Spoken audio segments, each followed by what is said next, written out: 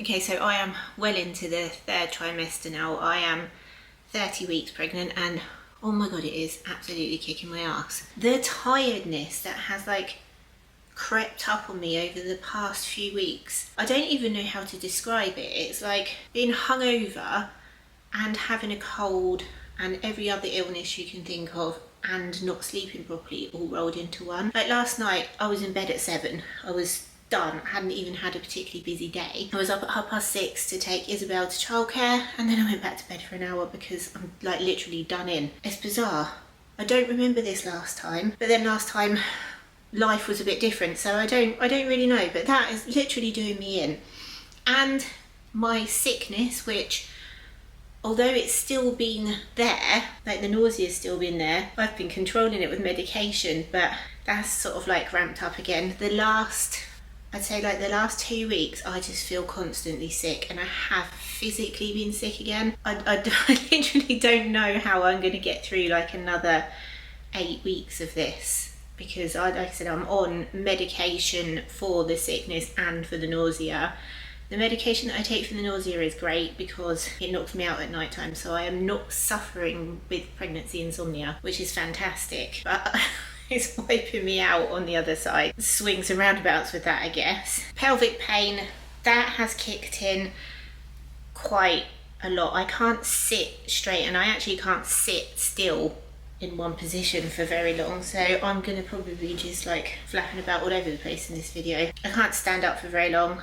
I can't lay down in one position for very long.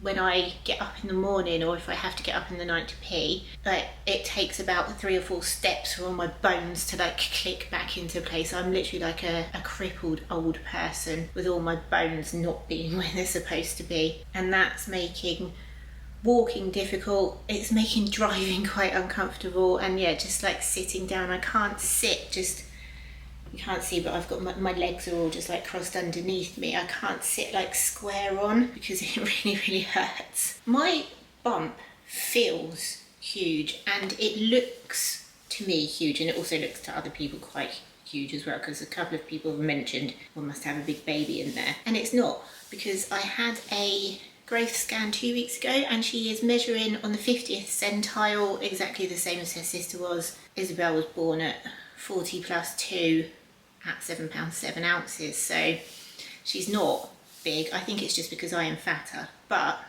because where the bump is, if I sit up too straight, it feels like it's pushing anything that I've eaten up. Like it's gross. And I was driving yesterday, I don't know when it was, but I had to sit in traffic lights on a really steep hill, and leaning back put so much pressure on my abdominal muscles, or my non-existent abdominal muscles. It was horrible, but I couldn't adjust my seat because then I was sat too upright when I was just driving normally. So it's like third world problems. But, and also on that note, I've got heartburn, and that is there mixed in with the sickness all the time. As soon as I lay down, I can't lay on my back anyway, because obviously you're not supposed to after like 28 weeks or whatever it is, but as soon as I lay down, it feels like it's just coming up. It's there all the time. I've been taking Gaviscon, and I was on omeprazole last time. I haven't started on that yet. I don't know if I'm going to have to, but I'm back to having to have like tiny meals because there just doesn't seem to be the room, and I don't understand how she's going to grow for another 10 weeks. Like, how am I going to eat? I know people that go out for like massive 3-course meals when they're like 35 weeks pregnant as like their last one, and I'm like, oh, how are you doing that? There's just no room at all. Been getting like weird cramps in my like arms and legs and stuff, and I mentioned this in my like last video update that I did. And it's like I get a dead arm or a dead leg, and it's absolutely horrible because it hurts then for about 3 or 4 days. And I've had it in like on my arms and my shoulders, in my thighs, in my calves, and it's ridiculous. And I'm at that stage as well now where if I stretch when I wake up in the morning, then I get cramp in my legs. So that's fun. None of this is glamorous. None of this. I'm peeing loads. I've always peed loads, but it's even more now, and it's just annoying. But it's weird because I'm on these tablets that knock me out at night time. I still do wake up needing to go for a pee, and I sort of like stagger out of bed with all my bones like needing to click back into place and like completely out of it and go to the toilet. So that I'm actually quite pleased that I do still wake up, because these tablets do really knock me out. Oh, I forgot to say as well with the pelvic pain that I'm struggling to turn over, that I need a crane to turn me over in bed. It's daft. And when I had it last time, I had pelvic pain worse last time, and the physio said to me, when you turn over in bed, you need to like get up onto your hands and knees and then do it that way. And I was like, that's too much effort in the middle of the night, isn't it? I'm one of these people that likes to flap about a bit before I go to sleep. I can't just get into bed and go to sleep. I need to move about. So needing a crane to like hoist myself up is not ideal. I have a very, very active baby. She was very active during the scan, so active that they remarked on it. The sonographer remarked on it a few times. Up until quite recently, the movements were mainly I could only feel them in like one place at a time. But now it's like she's taken up all the room, and there'll be like a kick up here and a kick up here and hands down here. And she was head down at the scan as well, which is I was a little bit concerned about because I'm not ready for her to come out yet. But she's also doing these, like, they feel like rolling movements, like where she's rolling over. And I know everyone says, oh, the movements are lovely, and it is really nice to feel your baby moving in there, but those, sometimes they literally turn my stomach, because I'm like, oh, what is that?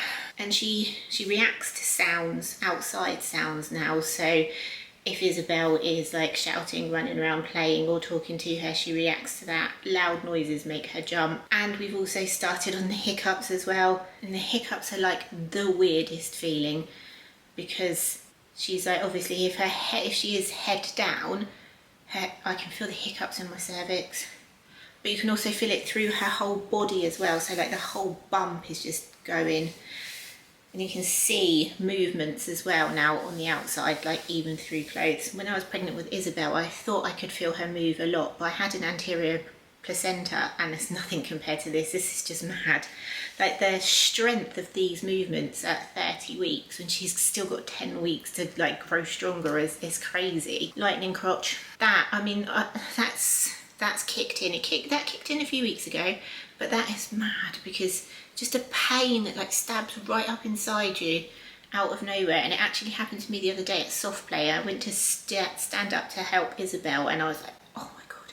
And the lady sat next to me and was like, oh, you're not having a baby, are you? I was like, I've got a while to go yet. I've got a while to go. But that, I don't know why that happens, but it hurts. I've got swollen gums. Again, it happened last time. It's been building up for the last 7 months or whatever, but it's now every time I clean my teeth they bleed. They don't hurt, but every time I clean my teeth, even really, really gently with my electric toothbrush, they bleed. Considering the fact that I have to like test my blood constantly for my blood glucose levels, and that blood, I feel like I'm seeing too much of my blood. I am now on 28 units of insulin in the morning, 28 units of insulin at night, for like it's slow release insulin, so it's for my fasting levels, because they keep just going crazy. I started off on 2 in the morning and 2 at night at 20 weeks, I think, maybe 19 weeks. And yeah, 10, 11 weeks later, I'm now up to 28, so 56 units a day, which is ridiculous. I don't know where that's going to stop. I have constipation. Like, there's no nice way of talking about it. I think it's like a really, really common thing as you get further on in pregnancy, because everything starts like relaxing and not working as well as it used to. I can't take like normal things they suggest, so prune juice, apple juice, Weetabix, that sort of thing. I can't have that because of the gestational diabetes. The only thing I can take is lactulose. If it wasn't for that, I don't know what I'd do. Like, that stuff is like my saviour at the moment. I have been feeling quite dizzy as well, and I don't know if that's like the tiredness, the tablets I'm on, the gestational diabetes, the sickness, or if it's just a pregnancy thing. I don't know, but a lot of the time I feel quite out of it. And like going up and down the stairs is like an Olympic event. There was a woman that competed in the Olympics not long ago, 7 months pregnant, and I cannot make it up the stairs without feeling like I need to lay down. It's bizarre. And trying to get housework done.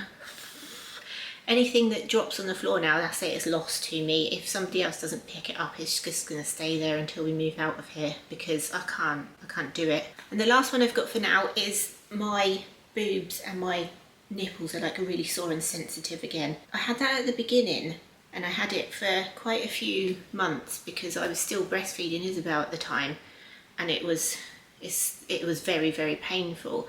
But she's weaned herself off and the pain had seemed to have gone, but now they are very sensitive, they hurt, and I'm assuming that colostrum production is about to start again soon.